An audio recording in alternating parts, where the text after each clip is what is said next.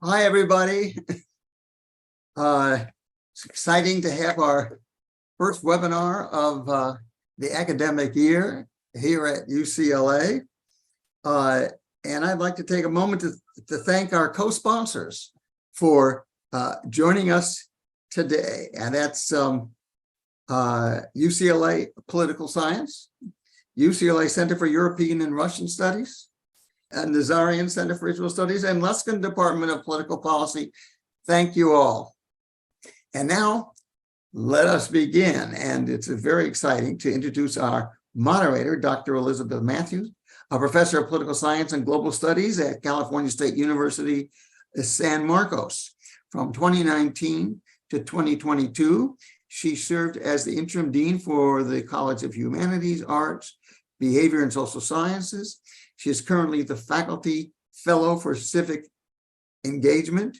She's the co-chair, co-series editor of the UCLA Center for Middle East Development, CMED, us, and Routledge book series. Her most recent publication is International Relations Theory, a primer, second edition, with Rhonda Calloway, Oxford University Press, in 2020. It's a great pleasure to introduce, ladies and gentlemen, Elizabeth Matthews. Thank you so much, Steve. And hello, everyone. Good morning, good afternoon, or good evening, depending on where you happen to be in the world right now. We very much appreciate you joining us for this webinar. I want to thank Steve Spiegel for this. I want to thank the amazing CMED team. Without them, this would not be happening. They do so much amazing work, and I appreciate them very much. I want to thank our panelists, who we will hear from in a little bit. And I want to thank all of you for attending. Just one little announcement. So I am in California, and at 10:19, there is something that will happen here called the Great California Shakeout. And it's possible there could be some disruption on the computer. Hopefully I will be muted, but if I am not, you may actually hear an announcement about it's an earthquake warning. So I just don't want anyone to be triggered by it or upset by it. If you hear it, it is only a test. And if something does go wrong with my technology, I will pop on as quickly as I can afterwards. But having said that, I just want to acknowledge before we start that we know that there are many conflicts happening around the world, and there are people suffering all over the globe. And we are going to talk about a conflict today, the Russia-Ukraine war, in which there have been people suffering for a very long time. And in fact, I know some of you who are on this call, some of you who are watching on YouTube, right, that you are impacted by this and probably suffering some trauma. And so all I can do at this moment is wish you peace, and then proceed with us having a discussion about how the Ukraine-Russia war is impacting the Middle East. So that is indeed our topic for today. We are going to talk about how this conflict is impacting the people of the Middle East. We will talk about how it is impacting the governments in the Middle East, how it is impacting regional dynamics. All right, so we have an amazing, esteemed panel here to help us do this. And as Dr. Spiegel said, while they are talking, if you do come up with questions, please do put them in the Q&A box, because we do want to be able to address the things that are on your mind and the questions that you have for our panelists. So we will begin. So we are going to begin with Ms. Yusra Fazili. She is the senior advisor to the Deputy Secretary of Defense and the Chief of Staff to the Undersecretary of Defense. Previously, she was the Special Assistant to the Assistant Secretary of Defense for Nuclear, Chemical, and Biological Defense Programs, where she directly managed U.S. strategic alliances on arms control. She is assisted in establishing the Assistant Secretary of Defense for Industrial Base Policy, strengthening domestic and international supply chains for the U.S. and our allies, and working closely with industries to plan for a more green and carbon neutral manufacturing future. She is a seasoned national security policy advisor. She has experience providing public sector strategic planning, legal advice, and program management to maximize social impact to both the public and private sectors. In 2002, she was honored by the Center for Strategic and International Studies as one of the top 50 leaders in national security and foreign policy. So Ms. Vasili, please come on. Hi, thanks so much for having me, Elizabeth and CMED. Also, it was 2022, not 2002. I was a little bit younger then. No worries. Anyways, thank you guys so much for having me on this panel. I really look forward to what my colleagues have to say. I also just wanted to begin. I don't know if Shira joined us yet, but I just wanted to thank her personally for being here while her country is going through a really volatile and scary time. And I wanted to thank Dr. Gabbard for being here. I feel like the fortitude of the Ukrainian people has been a real inspiration to the world.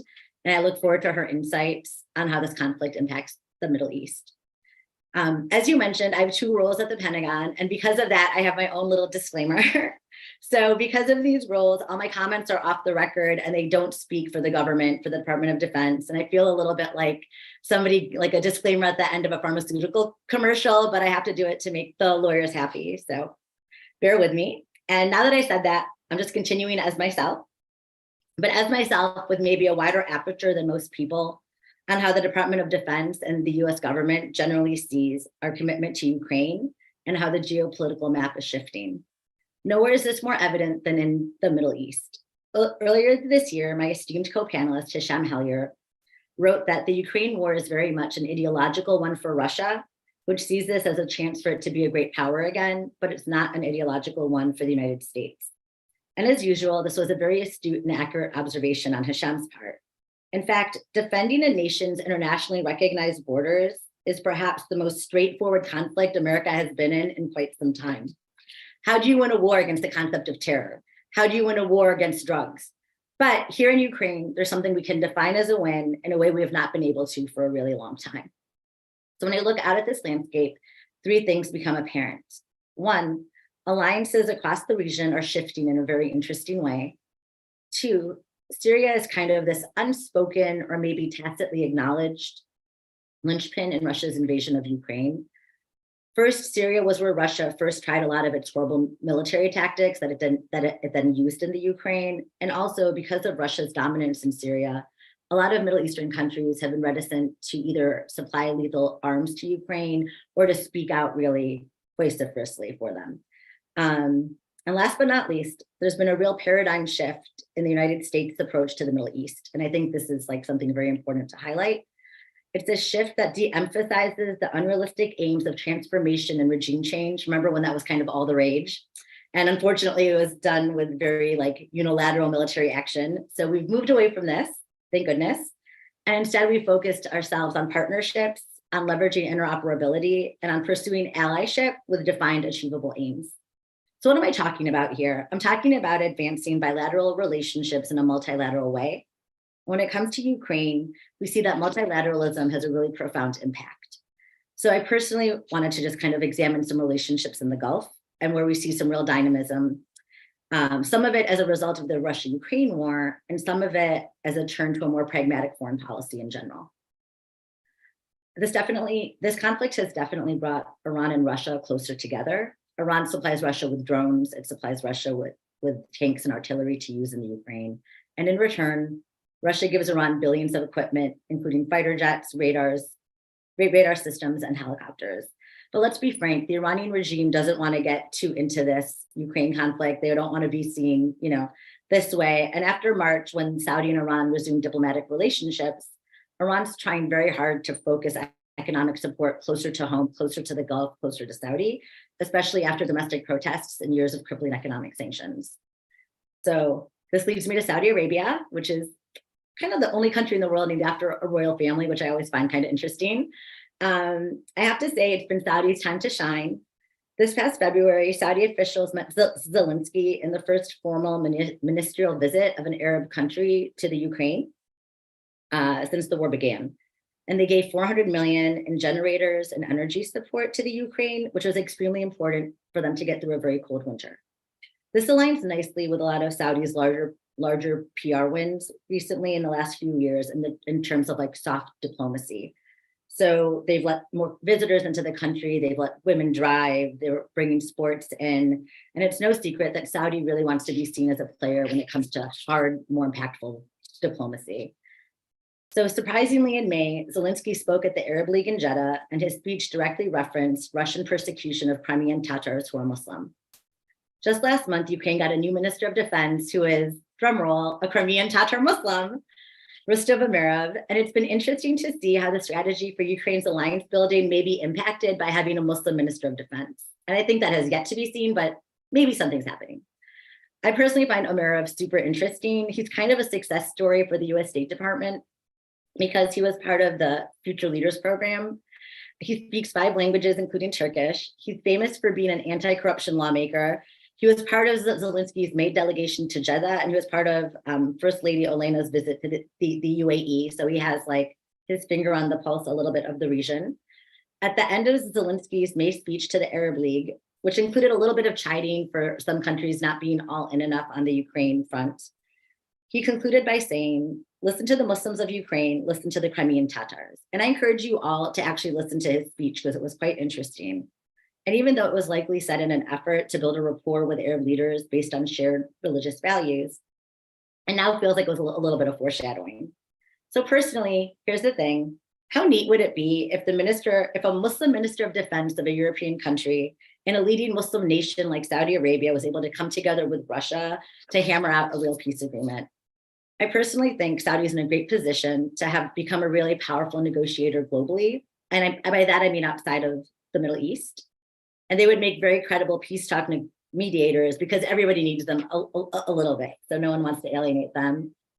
I know we only have a couple of minutes to make, like 5 minutes to make opening statements. So obviously there's a lot more. This isn't a comprehensive overview. I want to end on a very personal note. To me personally, one of the most poignant lessons of the Ukraine conflict was best illustrated last October when Russia cut water, food, and electricity from civilians and launched targeted attacks on the infrastructure. The world was able to condemn those acts as not just human rights violations, but as violations on the law of war.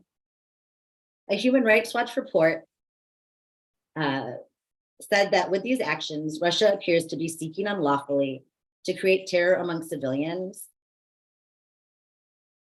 and make life unsustainable for them. Last August, the Department of Defense launched a civilian harm mitigation reduction action plan focused on protecting civilian life as an important policy goal. We, as an international community, have moved away from a war posturing that once callously called civilian deaths collateral damage.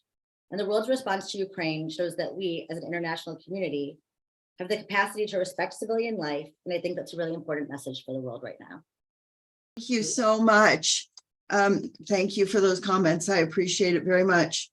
All right, so we will now turn to Dr. Yevgenia Gaber, who I would also like to give my personal thanks to as herself and her country finds themselves in just an unthinkable and unbearable situation. But she is a Ukrainian foreign policy expert and non-resident senior fellow at the Atlantic Council and Center in Modern Turkish Studies at Carleton University in Canada. Previously, she worked as a foreign policy advisor to the Prime Minister of Ukraine, Deputy Director of the Diplomatic Academy at the Ministry of Foreign Affairs of Ukraine, and political officer at the Embassy of Ukraine in Ankara. Her research interests cover European and Black Sea regional security with a particular focus on Ukraine, Russia, and Turkey. She has published numerous articles and delivered lectures in diplomatic and defense academies across Europe. Dr. Gaber. Hi, everyone, and thank you, Elizabeth, for this kind introduction. Thank you for having me today.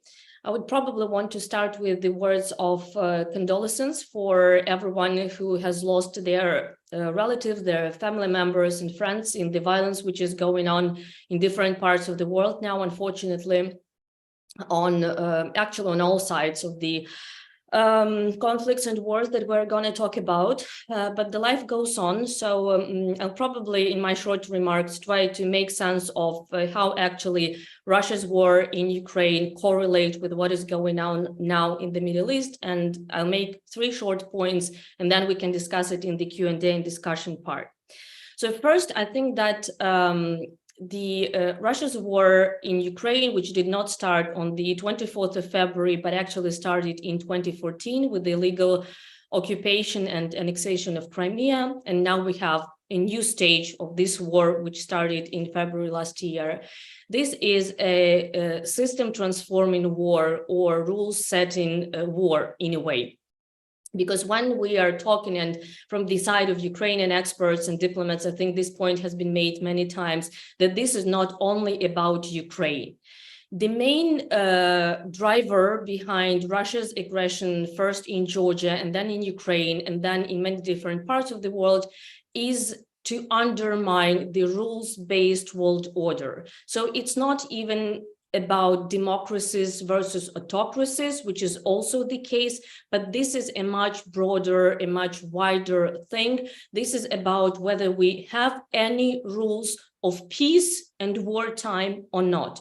So in a way, what Russia has done in Ukraine was kind of normalization and legitimization of violence, including of violence against civilians. So now when we see different terror groups, or, for example, when we see Hamas attacking civilians in Israel and attacking infrastructure, this triggers a lot the same reactions when we see Russian missiles and Russian artillery shelling, or Iranian drones hitting kindergartens and schools in Ukraine, or energy infrastructure, or agricultural infrastructure, food facilities, wheat storages, energy infrastructure in Ukraine. This is why it is really important to give a response to Russia, not in a way of trade-offs and appeasement and discussion about where we can compromise on so that Russia would be happy, but actually to create a precedent where justice means more than deals, where rules mean more than desire to get back to business as usual, and where we not only speak about ceasefire, but about sustainable and just peace. And this is, I think, what many countries in the Middle East lack as well now. So the second point I want to make is, of course, about Russia's information warfare and battle of narratives, because this is not only a kinetic war, but also a war or a fight for the hearts and minds across the world, but specifically in the Middle East. The point that Yusra has made before, also referring to HA, was that this is ideological war for Russia, which is, of course, true. This is about this desire to be back to big game with big powers, great power competition, not only in Ukraine, but in different parts of the world, which we can see now, for example, from how Russia has been more active in sending Wagner or other mercenaries to Africa, to Mali, and then destabilizing different parts of the world from, across the world, but also in the Middle East. Meaning that Russia may not be a direct part of this conflict, but Russia definitely is one of the biggest beneficiaries of major crises, conflicts, and multiple conflict zones which emerge at the same time, because then you can seize narrative, then you can say that the world is reacting to the war in Ukraine in a different way than the war has reacted to a war in Syria or to a war in, between Palestine and Israel. This is also a war for attention, but also what Russia has tried to do is to present this war as a quest for a multipolar world order. This has been one of the most popular, I think, narratives in the Middle East as well, with anti-NATO sentiments, anti-Americanism, talking about post-West world order, talking about multipolarity and how Russia is trying to approach this from its own perspective, which is definitely not the truth. Because if we have terror organizations and as new poles of this multipolarity, or if you have one of the poles like Russia, for example, or North Korea or Iran, who are not abiding by the rules, it's not about unipolar or multipolar world order. This is about world disorder, and this is also important to understand. Russia has nothing to do with the new multipolar world order. Russia is trying to create chaos from the Middle East to Africa to the Balkans to Ukraine. And last point, very briefly, is of course that if there is any opportunity in the crisis which is going on and in the war of aggression which is now happening in Ukraine, is how Ukraine has reinvented the Middle East, and how the Middle East has probably started to reinvent and reopen Ukraine for themselves. Again, Yusra mentioned already peace summit in Jeddah, and also active participation of different countries, from Turkey in the grain deal, and then Saudi Arabia in peace talks, in prisoner swaps, in these very specific issues of negotiating or trying to negotiate with the Russian side. And President Zelensky's 10-point peace formula has been specifically designed in a way that this would not be Western plan or Ukrainian plan for ending this war, but it would engage with the countries in the Middle East. It would actually bring on board countries from Africa, from the Middle East, from different regions, to make them part of the solution, and so that each and every country would be able to make its own contribution to this just and sustainable peace in Ukraine, from return of the kidnapped children to energy security, food security, of course, nuclear security, energy security, and we can discuss that in the Q&A part later in details. So I'll stop here and over to you, Elizabeth. Thank you. Thank you so much. All right, we are now going to move on to Dr. H.A. Hellyer. He specializes in geopolitics, security studies, and political economy, holding more than 20 years of experience in governmental, corporate, and academic environments in Europe, the United States, the Middle East, and Southeast Asia. Currently, he is a scholar at the Carnegie Endowment for International Peace, serving as Senior Associate Fellow at the Royal United Services Institute for Defense and Security, and as a Cambridge University Fellow. Previously, he was appointed Deputy Convener of the UK government's Task Force on Radicalization. He was also a fellow at the Foreign and Commonwealth Office of the Economic and Social Research Council, and a fellow at the Brookings Institution in Washington, D.C. A British citizen of mixed English and Arab heritage, he has spent his life between the Arab world and the West. All right, it's to you, Dr. Hellyer. Thank you very much to Elizabeth, to CMED, Steve, and everybody who made this happen. Much appreciated, and to my co-panelists, and of course to the audience for taking the time. So my talk is about MENA and Ukraine, and the quote unquote MENA perspective as it is.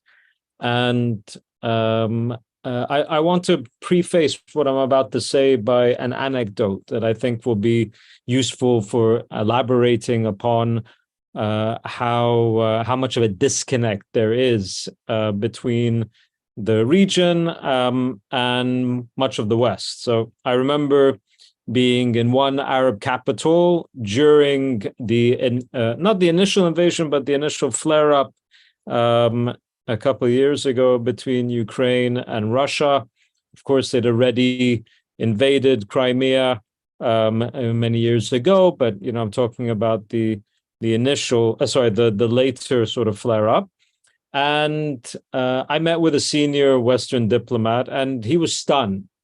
And he'd been in that particular Arab capital for several years, and he met with me, and he was very upset. He was in a somewhat of a state of shock, and he was very smart. He was one of the better diplomats that I knew in the capital at the time.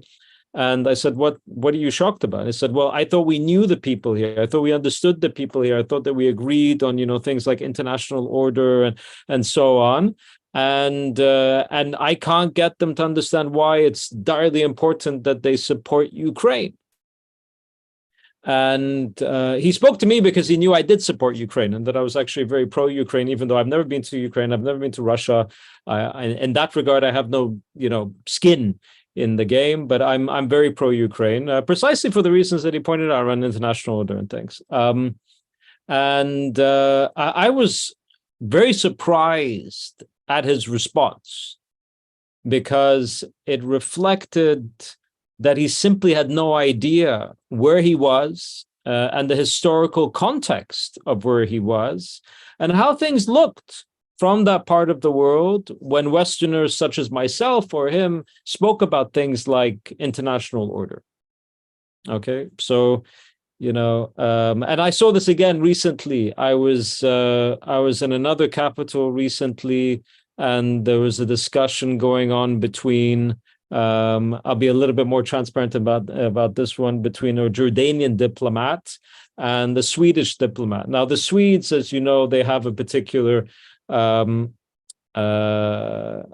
set of stances on the Middle East that are actually, more unique, I would say, than a lot of their European counterparts, particularly when it comes to Palestine and the Israeli occupation.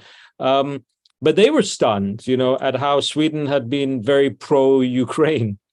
And I thought, wow, I mean, the lack of understanding really goes both ways here, because, of course, on the Swedish side, Russia's been an enemy for a very long time, for very good reason, right? And from the Swedish side, they've been quite consistent in opposing things like Iraq and the Israeli occupation.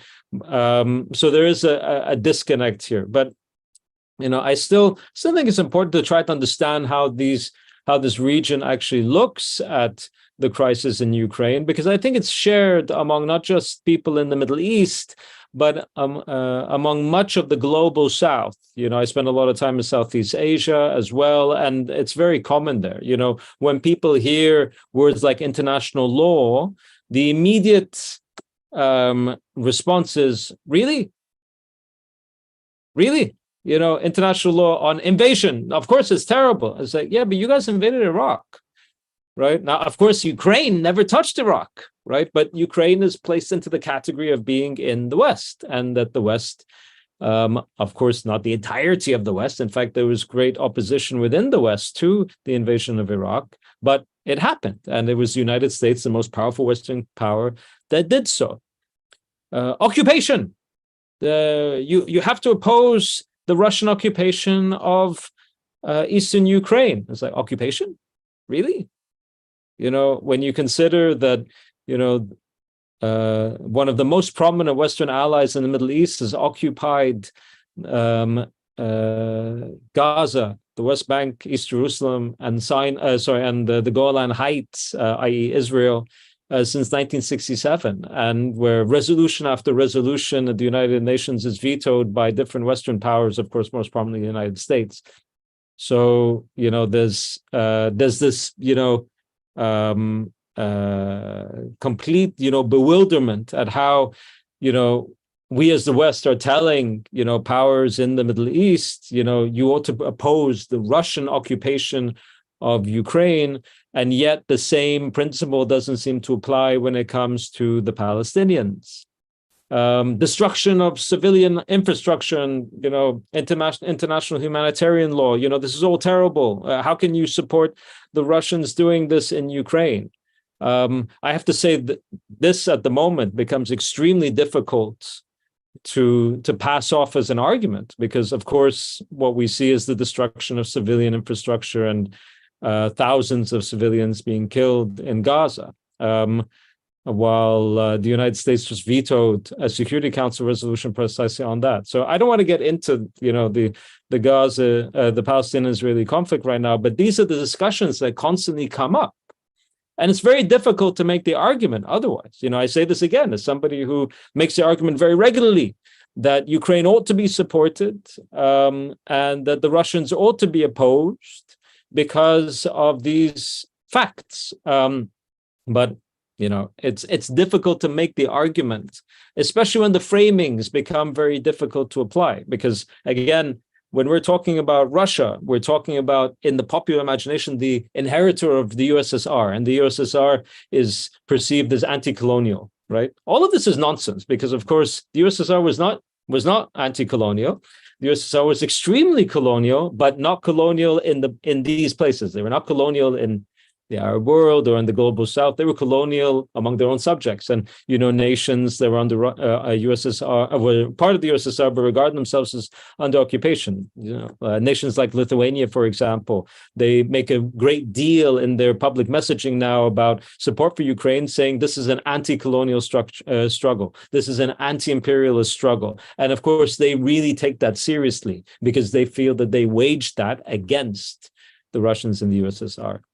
And of course, Ukraine was a part of the USSR. And actually, Ukraine helped many of the anti-colonial movements while it was part of the USSR, but somehow it doesn't inherit any of that credit. There's also, as Yevgenia mentioned, this idea around the multipolar sort of world that we are supposedly coming into. Why look for new enemies? Why look for new enemies out of the new powers?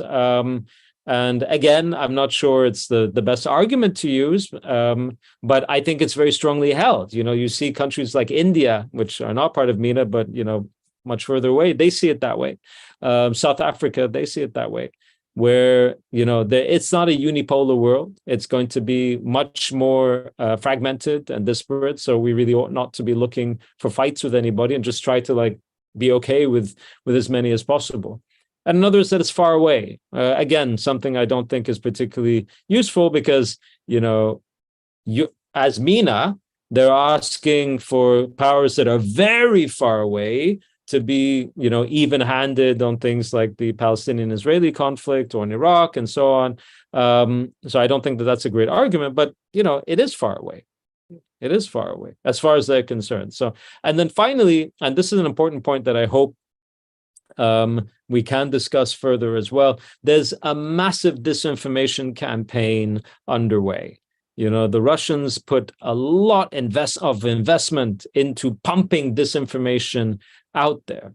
And they take advantage on a regular basis through channels like RT and things like that. The amount of stuff that's been said about Ukraine, but also about other conflicts like Syria, where, of course, they back the Bashar al-Assad regime, is absolutely incredible. And they're very opportunistic. And of course, right now they have lots of material because the amount of suffering that's going on within the occupied territory of Gaza, they're using that to the hilt. That's but they have great ammunition there because they don't need to make stuff up about how terrible it is. So again, I'm not saying we have to agree with all of this stuff. As I said from the outset, I'm actually very pro-Ukraine because as terrible as I think the international order currently is, I think better than trying to tear it down, we ought to try to build it up because the tearing of it down is just going to lead to yet more and more tragedy. But we have to take seriously how people really genuinely and very often legitimately think about the framings that we use and how distant our framings sitting in Washington or in London can seem to people that are on the ground. I'm very enthusiastic about powers like Lithuania. They're small countries, but their messages are really powerful, talking about anti-imperialism, anti-colonialism, and being very, very clear about all of these things, saying, look, we did that. We did that. So we can sympathize with your own struggles in that regard. I don't think there's anything else that I should cover right now, but thank you again, and I look forward to the questions. Great. Thank you so much, Dr. Hellier. And thank you to all three of our panelists. And you can all come on with me at this point and turn on your cameras so we can have a bit of a discussion about things. We do have a fourth panelist who may not be able to make it. So Dr. Shira Efron is valiantly trying to get to a place where she can access a computer and get onto this call, but I'm not sure that's going to be possible. But if she does get here, we will turn to her and give her time for her comments. But if not, we will miss her and move on. So one thing I just wanted to see if we could expand on a little, because there's been quite a bit of conversation about sort of alliances in the system. I'm curious about the balance of power in the region, and the balance of power on two sides, right? Within the region, with the sort of increase of the Russia-Iran alliance and Saudi Arabia, right, as you just said, acting as a peace broker, is there any sort of shift amongst regional actors in the balance of power? And then the second side of this is about the US and Russia, right? Evgenia talked a lot about, Russia's goals here and what it's trying to do in terms of changing the rules of the system. And we have seen Russia in, we'll call it recent, but, at least the last, 10, 15 years, having a renewed, more opportunistic activism in the region, right? Their involvement in Libya, their intervention in Syria, their arms sales. And so do you see a changing dynamic between the United States and Russia in the region in terms of a balance of power? And I will let anybody who wants to respond to that respond. Yes. Dr. Hellyer. Well, I'll take a stab at it.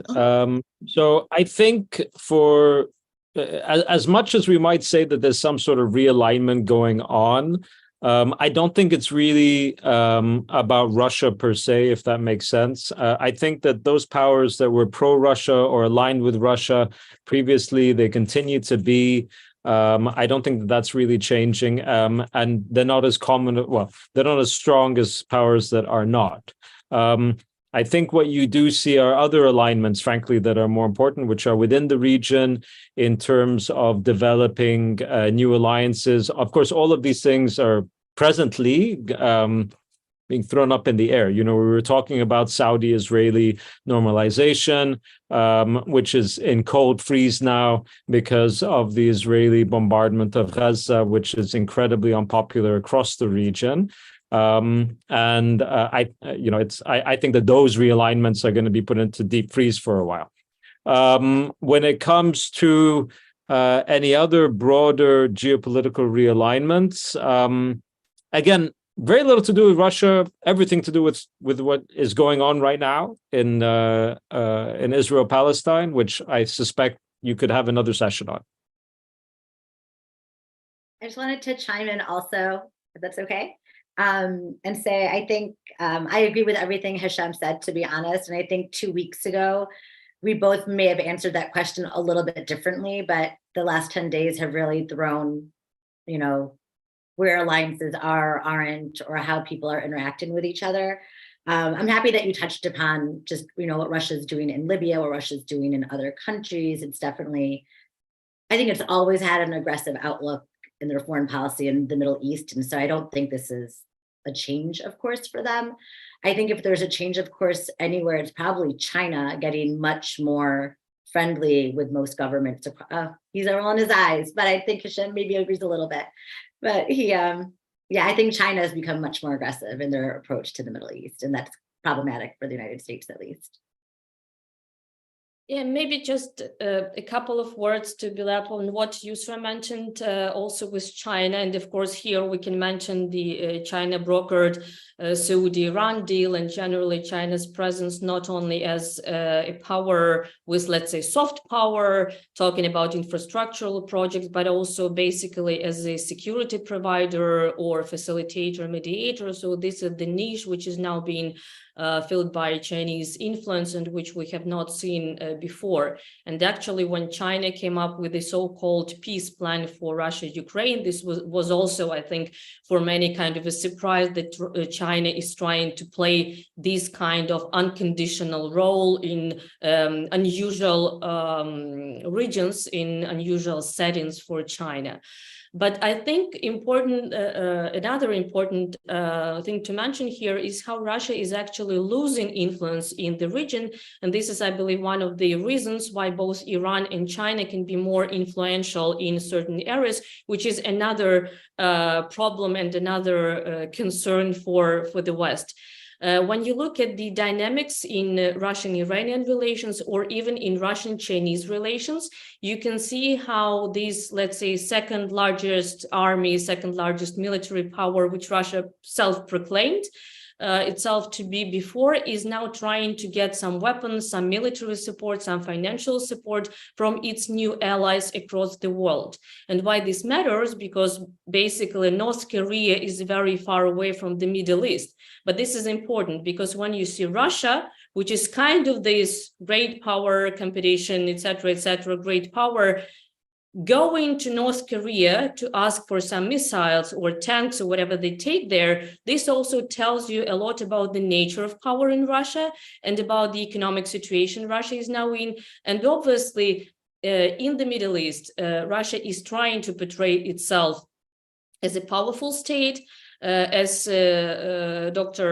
Hellier mentioned, of course, as a continuation of the USSR, and then power which is dealing with all these anti-imperialism, anti-colonial movements, which is not. So this shows us how all these illusions turned out to be shallow. Russia is not a great power. Russia is not USSR. These were 15 different republics.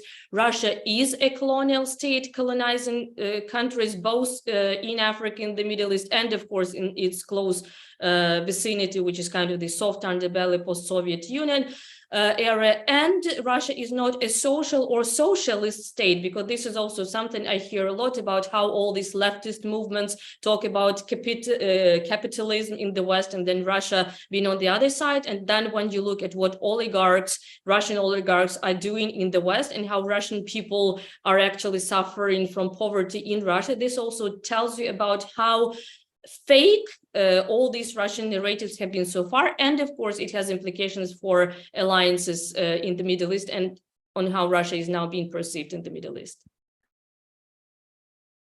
Thank you for that. Do you all see that this is impacting stability in the Middle East, right? Is there going to be, any kind of, shifts or any instability that this will cause? And if anyone is actually doing anything to try to address this potential outcome in the region? Yeah, Dr. Hellier.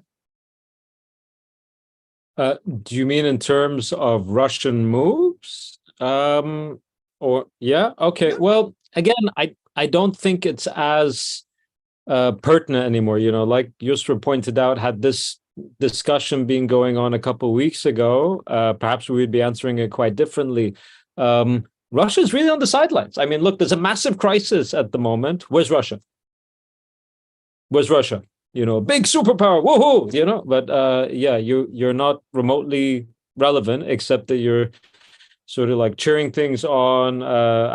Frankly, they put forward a good resolution at the UN for humanitarian access, but they were vetoed by the US.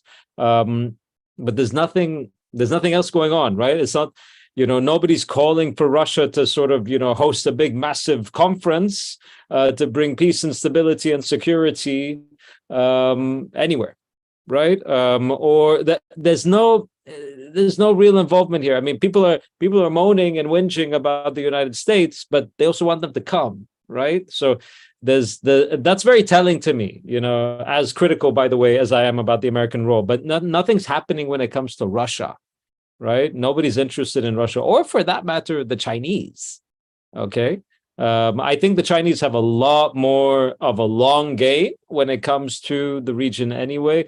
So they could actually throw their weight around, I think, significantly more. But still, I don't see that there's, Russia, in my opinion, Russia comes in when they see a vacuum that they can fill with relatively little difficulty. So they did that in Syria, and they did that to great effect in Syria. They did that to a limited extent in Libya. Okay. In Egypt, not really. Pictures and, frankly, like, when it comes to Egypt, I felt that, the flirtation, as it were, with Russia had everything to do with the United States and very little to do with Russia as Russia. The military hardware of the country is far more American than it is Russian.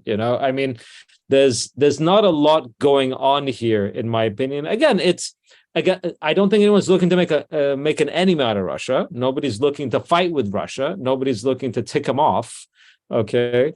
But I don't think that I don't think that there's any quote unquote instability that arises, because I just don't think the Russians are that significant in that regard, directly speaking. Now, of course, when it comes to conflicts that are elsewhere, so, the war with Ukraine, it had a massive impact, particularly on North Africa, but not because the Russians were coming into North Africa, but because of wheat, because of food supplies, because of the overall impact of the Ukraine-Russia war on global economy and food, and that sort of thing, which of course is incredibly tremendous in terms of impact, but it's not direct, right? It's the result of and consequences of something more direct somewhere else. Thank you. And yeah, Evgenia. Yeah, probably just a couple of words to add to what Dr. Haler said.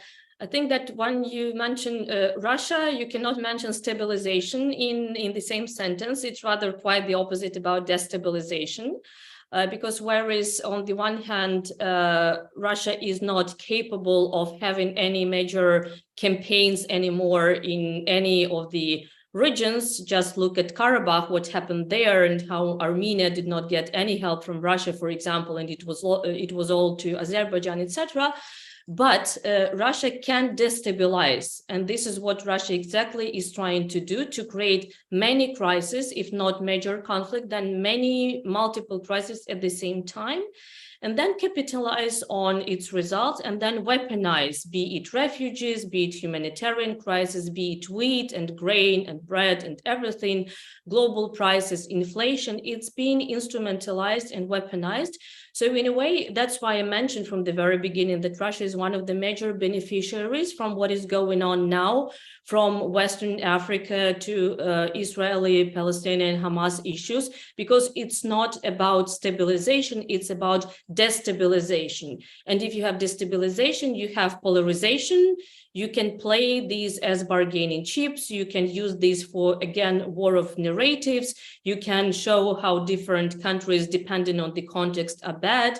And now, for example, what Russia is trying to do, if you remember, Putin portrayed President Zelensky, who is a Jew himself from the very beginning, as being very anti-Semite, and then being all anti-Israeli, Nazis, fascists, etc., etc. And Ukrainian side spent hours and hours explaining how we are not anti-Israel. And now what Russia is trying to do is to show how Ukraine is anti-Palestinian, anti-Arab, etc., etc., because we said that we feel sorry for everyone who lost their lives in the terror act which happened in Israel. So this is how it works, and hoping that Russia would play a stabilizing role is something like calling an arsonist and then asking to put an end to a fire in a way. So this is a part of the problem and not a part of the solution.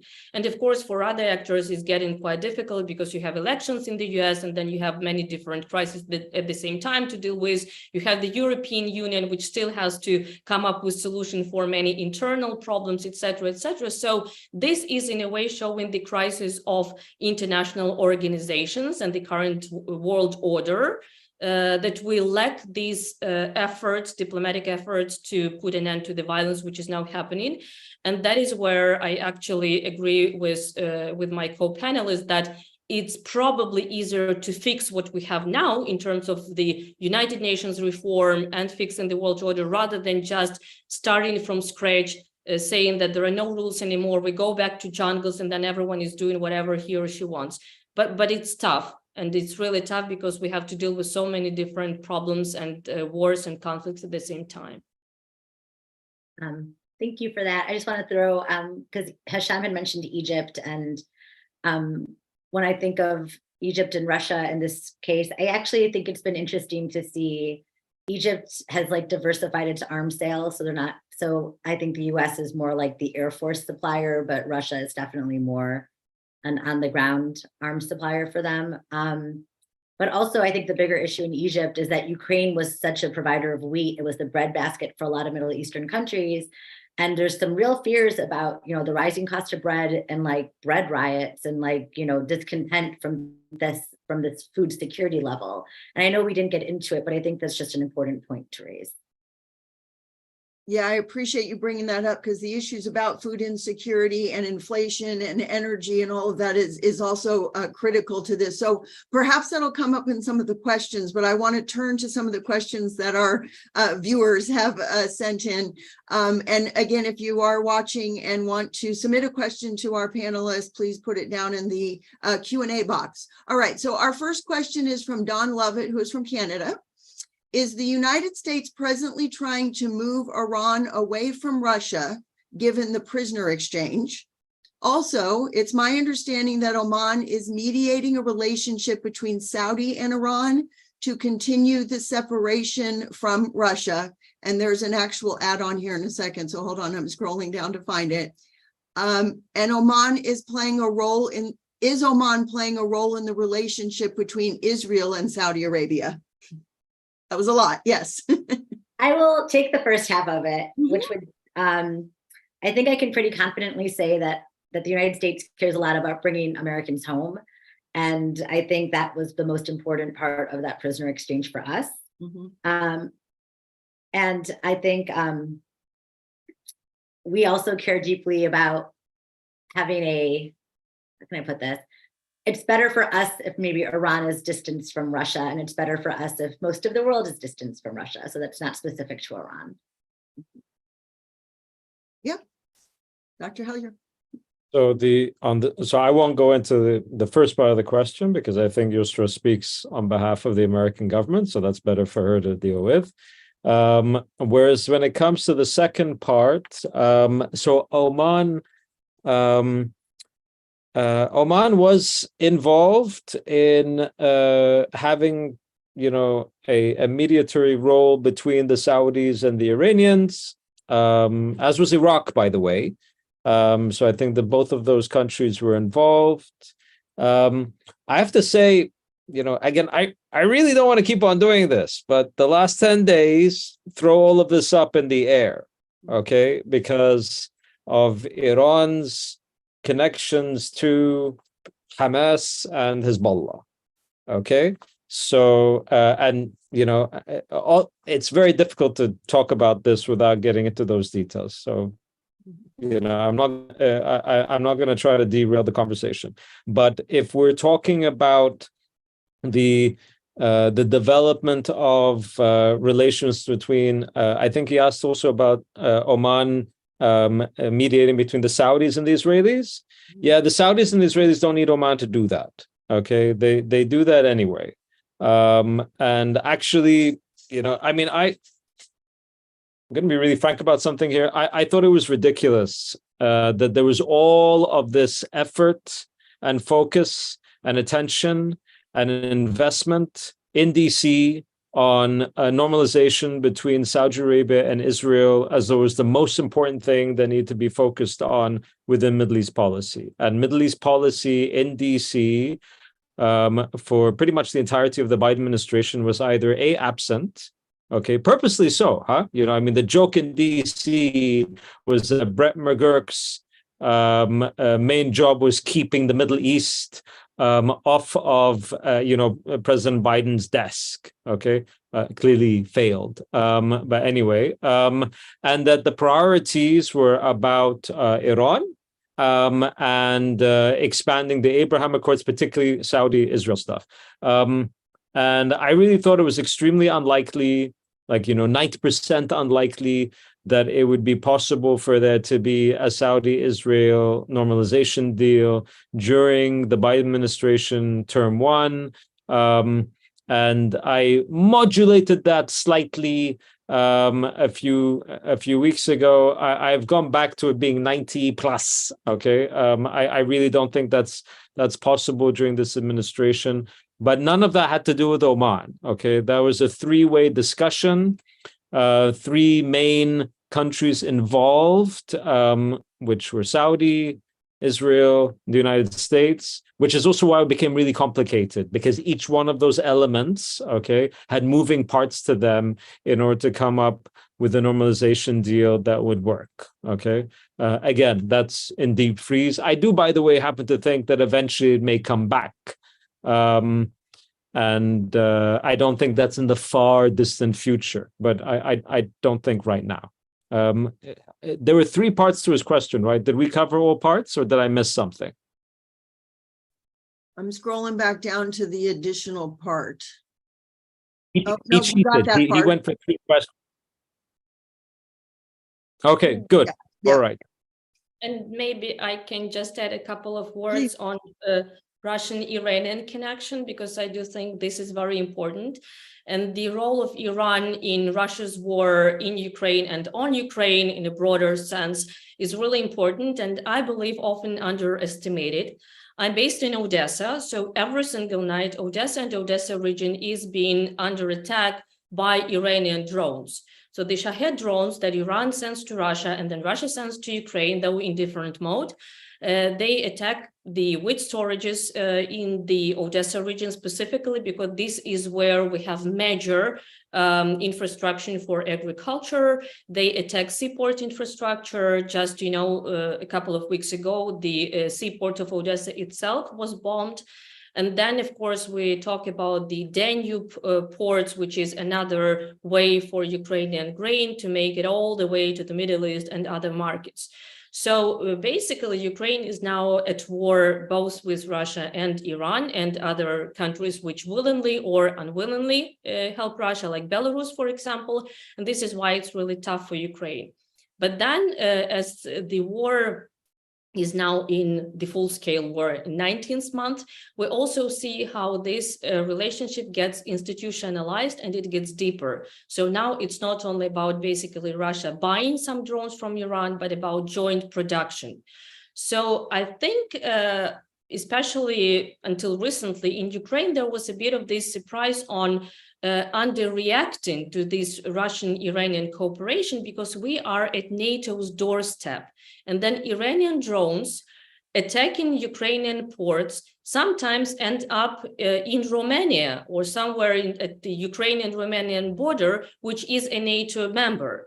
And then NATO members like Bulgaria, Romania, and Turkey have their territorial waters in the Black Sea, and Russia and Iranian drones are there to create problems, challenges, and basically cause damage and destruction just at NATO's doorstep. So talking about how the US is trying to divert Russia from Iran and Iran from Russia, I think that much more effort is needed to tackle this particular problem, because this is how Ukraine is under attack by both of these countries. And this is especially talking about food security, again, about the fake narratives by the Russian side, who is pretending to be part of the solution, whereas it itself creates the hunger and global food crisis by attacking food storages and infrastructure in Ukraine. Thank you all so much for that. And just a reminder to our friends who are putting in questions, please be sure you put your name and country or affiliation. All right, I'm going to ask a couple of questions now in a row, and then you all can choose which parts you want to and to respond to. So Yaron Gamberg, research fellow from INSS of Tel Aviv University. Following yesterday's declaration of Russia and Iran on expiring of the UN embargo on missile technology transfer to Iran, when do you think the two countries will expand their missile cooperation? Okay, so that's one. The second one is from Antonia Demu, Director of Middle East Unit, Institute for Security and Defense Analyses in Athens, Greece. In what ways could the Ukraine-Russia conflict impact the overall security situation in the Middle East, including potential implications for ongoing regional conflicts? How strategic is the alignment of Russia with North Korea, taking into consideration the latter's involvement in the war on Ukraine, with the reported sending of military equipment and ammunition that enabled Russian forces to attack Ukrainian defenses in the eastern part of the country? All right, I'm going to stop with those two. They're quite a bit right there. Maybe I can try this time regarding missiles and joint production and cooperation on that.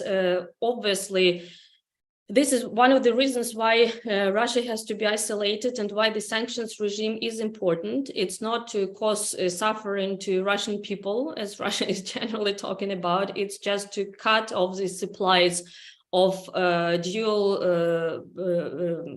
dual purpose goods, dual use goods to Russia, different chips, different semiconductors, all type of things that can be used for especially military production that will end up as missiles or drones in Ukraine or in some other parts of the world. Because as mentioned before, Russia is also present in Syria, Russia is also present in Libya, destabilizing the region.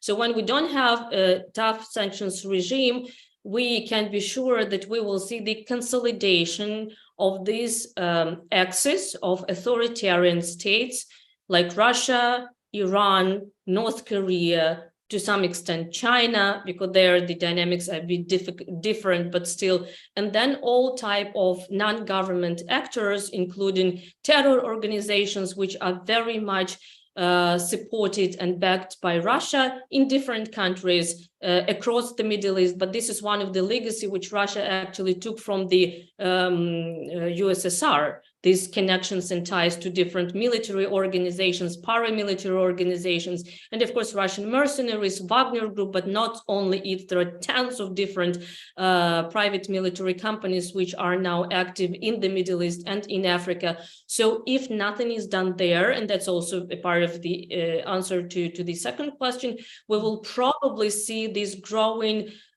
sometimes tactical alliances, sometimes ad hoc cooperation between Russia and all these states that I mentioned.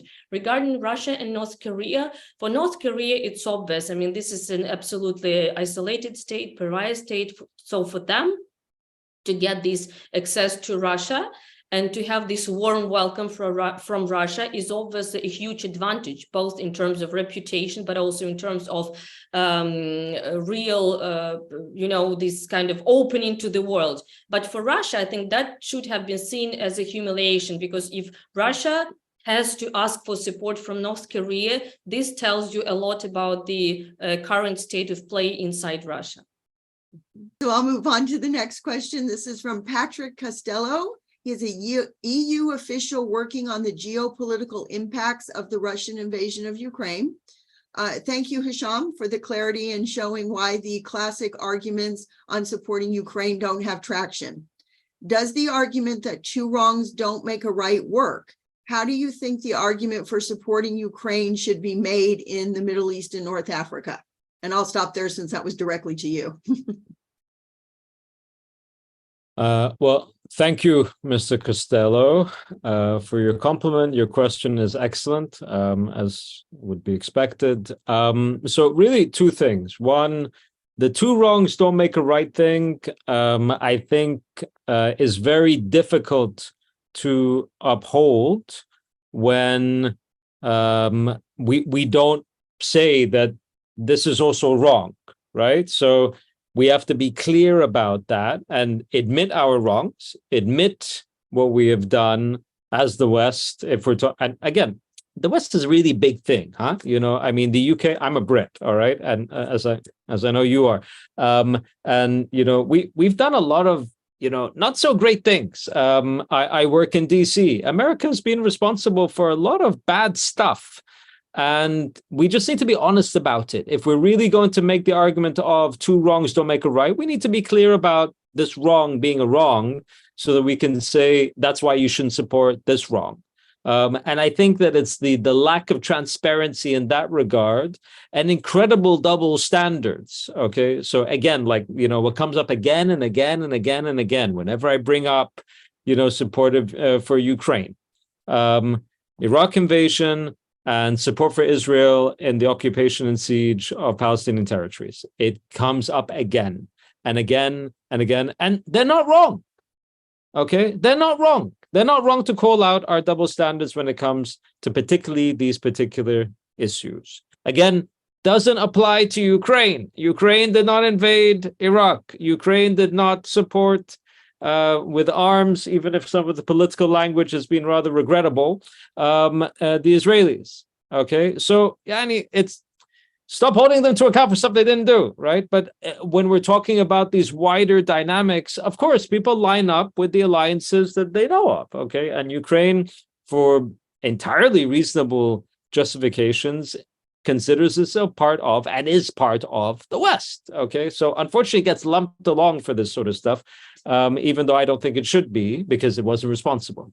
How to make it better? I mentioned Lithuania in particular, just because I find their public diplomacy on this stuff to be really good, where they really remind people that, hey, by the way, imperialism isn't simply a Western product. It's pretty equal opportunity, and one of the better purchases of the product was the USSR, all right?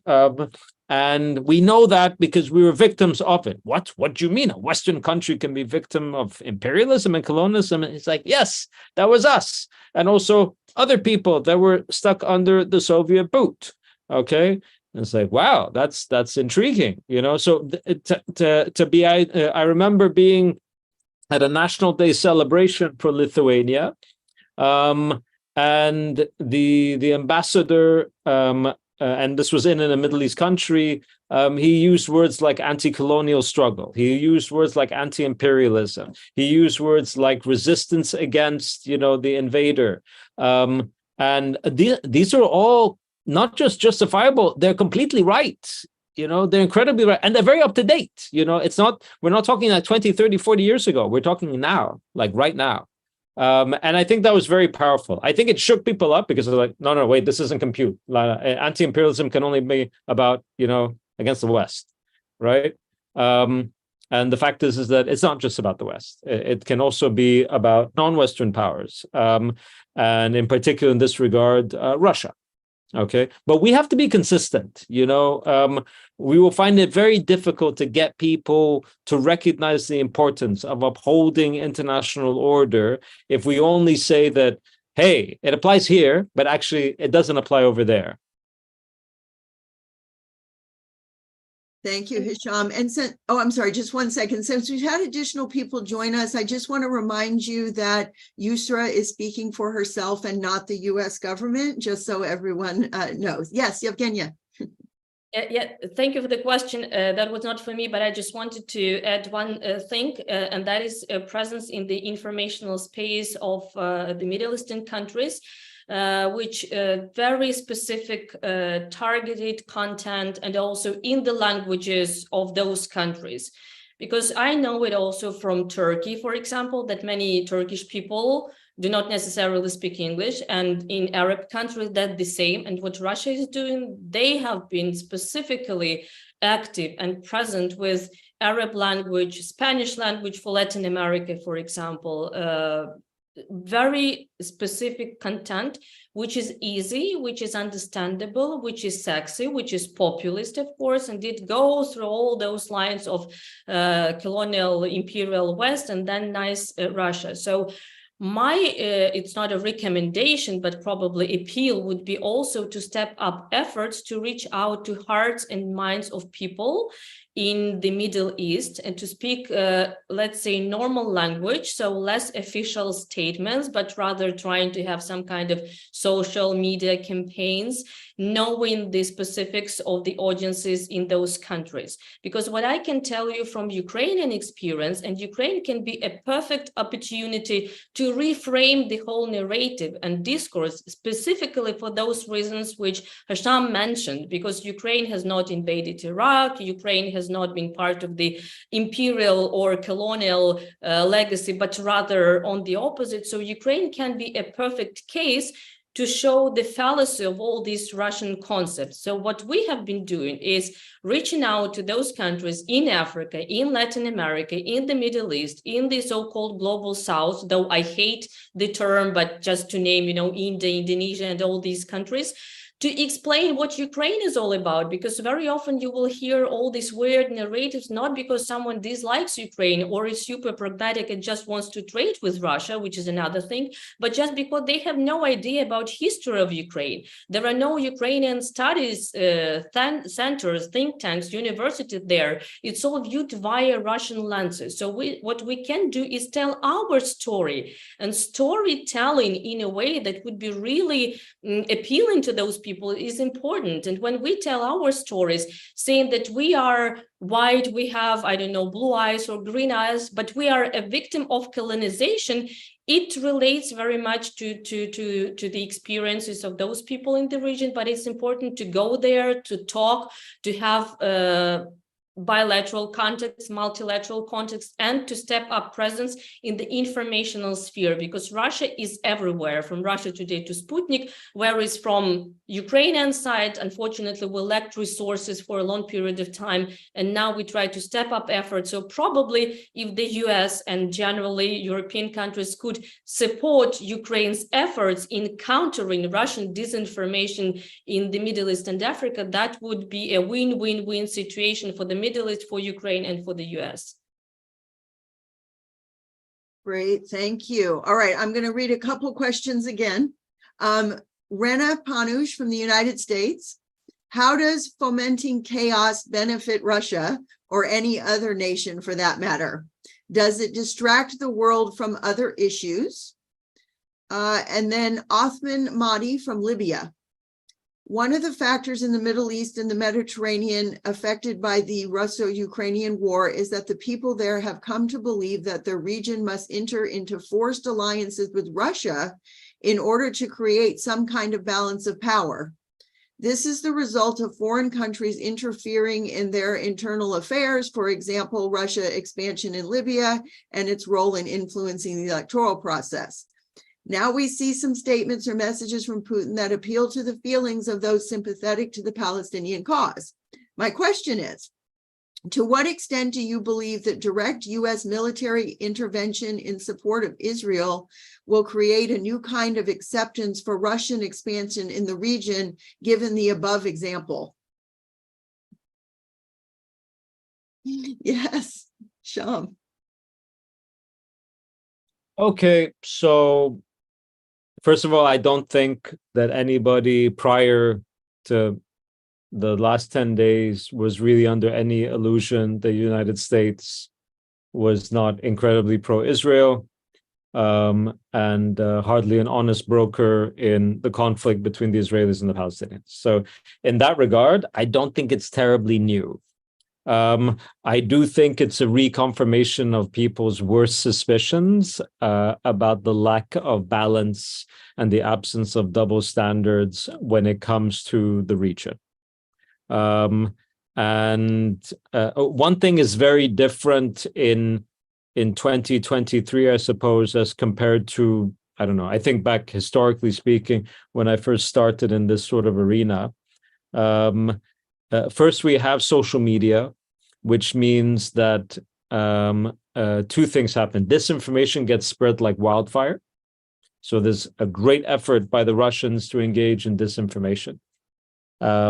And people consume it, right? Like RT is very influential. RT Arabic, I'm not very pleased about, but you know, that's the way it is.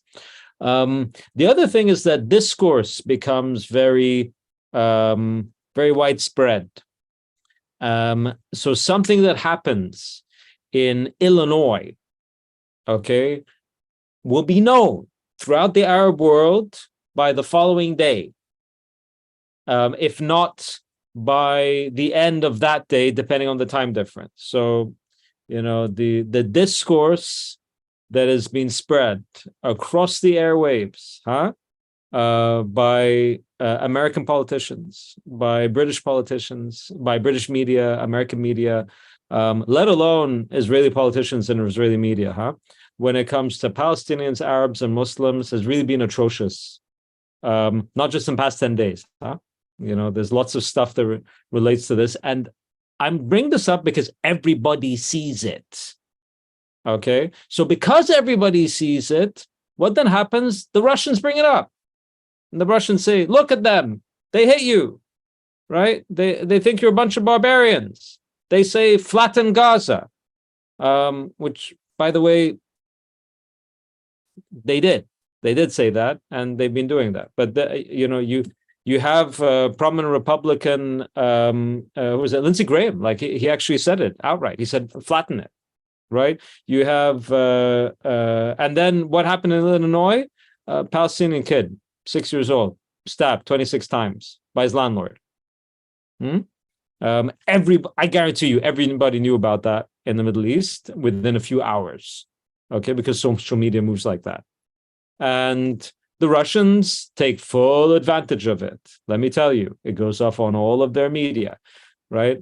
To remind people that, look, here are very senior American politicians, American media, and sometimes they make stuff completely up, okay? But it does mean that there is this strengthening of a narrative that becomes very difficult to ignore. So it does make our job as people who are trying to, educate and inform that much more difficult, because the narratives are not baseless. There's incredible anti-Muslim and anti-Arab bigotry across wide swathes of the West. It is mainstreamed in our political debate and discussion and media outlets across the West. Okay, I study this. I do academic work on this and have done since 2000. All right, it is scary at how much of this stuff is not relegated to the far right, but is part and parcel of the mainstream centrist discussion on these issues. And people see it, and because of social media, a lot more people see it than they used to. So yeah, we've got a lot of work to do, and I hope that we take it very seriously. Thank you. Anyone else? Yes, Evgenia. Yeah, I wanted to get back to the question why Russia wants chaos and why how actually Russia capitalizes on that, and that's also building up on what Hassam just said, because it's really easy to use all these crises, violence to spare Islamophobia, but also all kind of polarization in societies. And that is how you have done far-right parties or far-left parties being popular across Europe, which of course benefits Russia, because this is how you undermine the liberal values. This is how you undermine trust in institutions. This is how you can show that United Nations, for example, is completely paralyzed by veto power, sometimes of Russia, sometimes of the United States, sometimes of China. And this is why Ukraine is talking about the need for reform in the United Nations. But all in all, it shows you how the whole world is stuck, how it's inefficient, and how there is no solution to the problem that you have. And when you have no solution and when you have fear, this is how reflexive control operations work. And this is especially what Russia is doing. Psychological operations, information operations, undermining trust and credibility of the liberal institutions. And this brings me to the point that, there are two types of power. You have either power of mass destruction or power of mass attraction. Russia has nothing to attract with. Russian soft power is not even zero, it's below zero, because there is nothing in the model of Russian society with which it can attract nations in the Middle East, in Europe, anywhere, even its own people. So what you can do is either blackmail with nuclear weapons, all these warmongering, and then, these kind of nuclear saber rattling that Russia is very much engaged in, or you can show that, yes, we're not ideal, but then the West is even worse. So align with us. And for this specific reason, of course, it's better to have this chaos across the world, because there is no model of the order that Russia can offer. It just has a disorder model, which would benefit Russia and all other authoritarian, illiberal government and non-government actors. Great, thank you. All right, so we have really only a few minutes left, so I'm going to read just the last two questions, and then we can answer the parts that we can, and then we'll turn it back over to Steve Spiegel. All right, so Deborah Lynch from the United States. Why is no one mentioning India in all of this? Isn't their biggest fear the military threat of Iran, whom obviously has ties to Russia? Do any of you feel that all of this strife in Europe and Russia will eventually involve India in some way? And then the last question, Masi Sadat, who's an MA student from Copenhagen University. Russia not getting involved in the Gaza crisis is not because it's irrelevant or powerless, and international media has in fact focused on whether or not Russia and China would get involved. Instead, as I view it, it's because Russia doesn't want to lose Israel's neutrality over Ukraine. As well, Russia-Israel agreements and cooperation regarding Golan and Syrian border, and to a lesser degree, the large Russian population in Israel, are factors that might explain Russia's passiveness. What do you think? Yes, Yusra.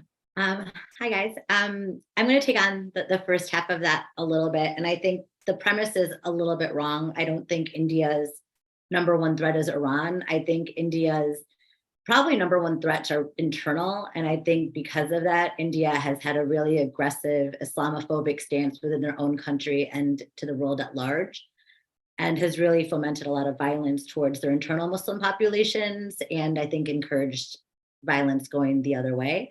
And I will hand it over to my co-panelists for the rest. Thank you. Yep. Hisham.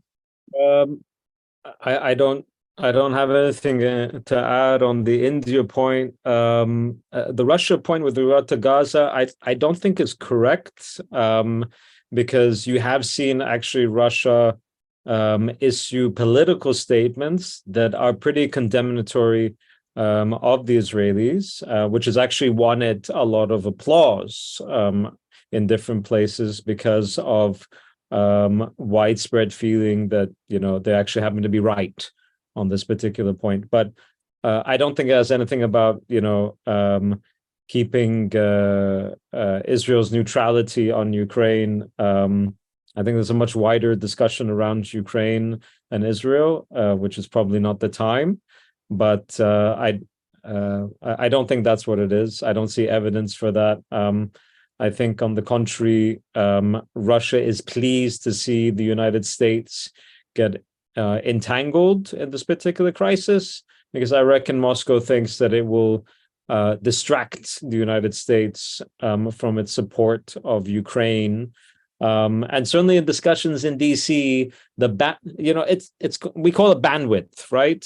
Somebody's using up the bandwidth, so we can't use up other bits of the bandwidth. So bandwidth is being taken up right now in DC because of the crisis in Gaza and the Israelis and so on. So that just means less bandwidth for Ukraine. And that I think will impact the discussions depending on how long this goes on. Right. And I suspect it will go on for quite some time. Yeah, I think I'll leave it there. Yevgenia, any last comments before we turn it over to Steve Spiegel? Yeah, just very briefly, I don't really think that Russia, Russia cares about this kind of neutrality of Israel in Ukraine for a variety of reasons, and I'm not going to dive deep into that. But it's interesting how Russia is actually supporting Hamas quite openly. And for me, that's a different story rather than supporting Palestinian civilians or Palestine itself. Because if you have a terror attack or a terror organization, then you probably have to be very clear about that, which does not, of course, mean that you can flatten the territory with civilians who live now in Gaza. And here I agree totally with Dr. Haler. And on India, I think we haven't mentioned India because it's not the Middle East per se, but rather the South. So we might have another panel on India and impacts of the war for it, but not necessarily now. Thank you.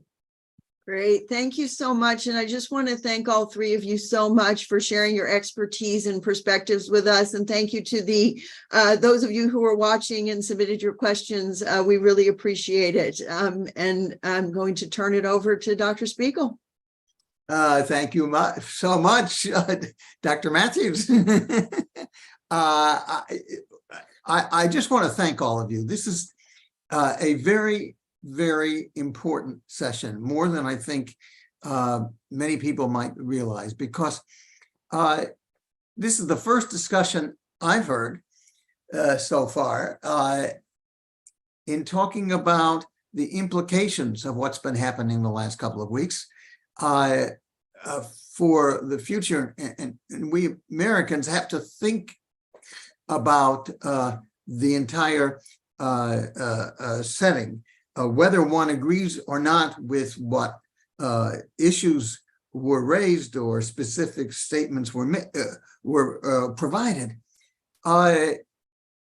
It's extremely important presentation, and I can't thank the three of you enough.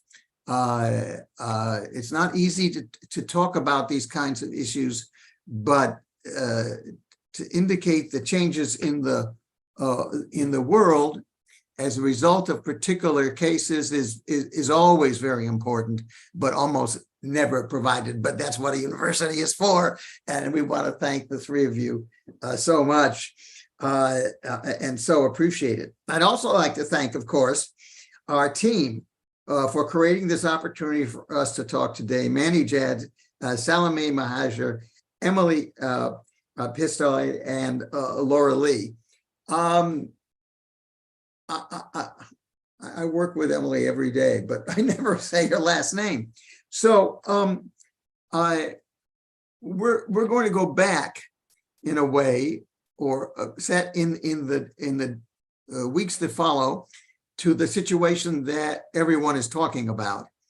But I hope that it will be in the context of what has been discussed today. So discussion number one is part of our CMED Roundtable series, Israel-Palestinian crisis. So I think there's a lot more to it than that. And our picture has suggested that this morning. But we have Aaron David Miller from Carnegie Endowment, who I'm sure practically all of you, wherever you are, have seen him on TV lately, and Robin Wright of the Woodrow Wilson Center and USIP. Both are very close friends of our organization, of CMED, and Robin, of course, has as usual been writing away. Our second discussion is on November 1st. It's got, and the next two have an Israeli and a Palestinian. We have Mohammed Diragmer of Arshak News from Palestine, and Saminar Perry, an extremely important reporter from Yediot Achronot from Israel.